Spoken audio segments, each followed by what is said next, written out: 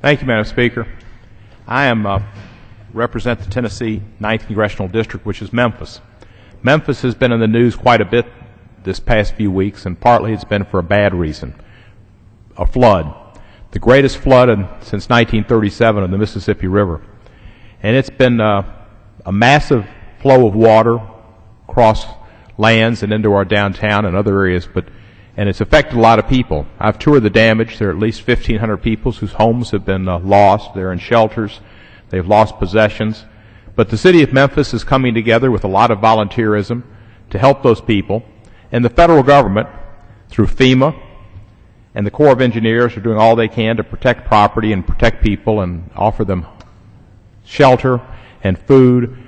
And because it's a disaster area, we'll be helping them get back on their feet once again. It's a tragedy for those people and a tragedy for a lot of other people up and down the river. But the fact is the city of Memphis is open and open for business, and most of the city of Memphis is not affected by the flood. Contrary to what you might see on the news, the entire city is not underwater.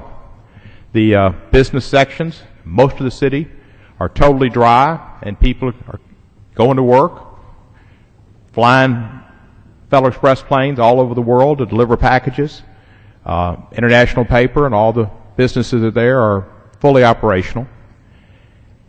And our Memphis Grizzlies are still alive and playing tonight in the NBA Western Finals. And the people of Memphis are filling the FedEx Forum when they play and cheering them on and bringing the city together in the spirit that Memphians have come together for years.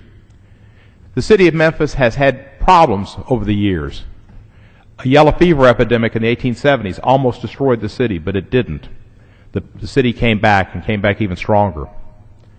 The assassination of Dr. Martin Luther King on the 4th of April, 1968, was an awful moment in our city's history and one we had to overcome.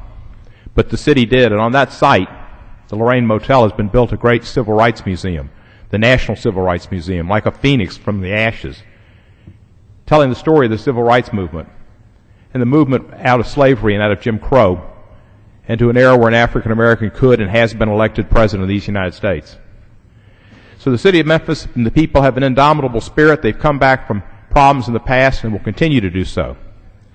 Yesterday, the city of Memphis received great news when President Obama announced that of all the schools that had applied in this nation in the Race to the Top program to be recognized and to be honored by his presence as the commencement speaker at the graduation, that Booker T. Washington High School, a high school created in the 1800s, a Jim Crow school, an African-American school in the 1800s, which has done spectacularly well in academics, increased their graduation rate from the 50s into the 81 percentile, bested the state on algebra scores and other scores of great improvement, and shown innovation, was chosen as the school in the country to have the president come to their graduation.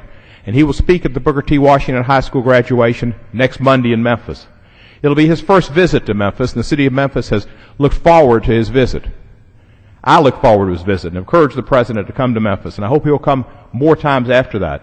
But for those students and other students who need to have inspiration and hope, particularly at this time when there is a flood and many people have been dispossessed, it's so important that the president be there and give those students hope and encourage them to continue to make good grades and to lift themselves up.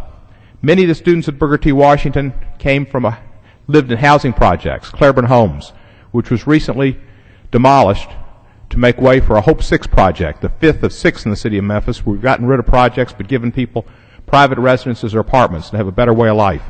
Those students saw their homes destroyed, but they've worked hard in their school and stayed at Booker T. Washington High School and will be honored by the president's visit. They, like everybody else in Memphis, cheer for the Memphis Grizzlies.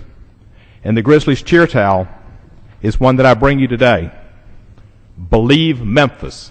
Believe Memphis has carried the Grizzlies, an 8th-seeded team, to the championship games.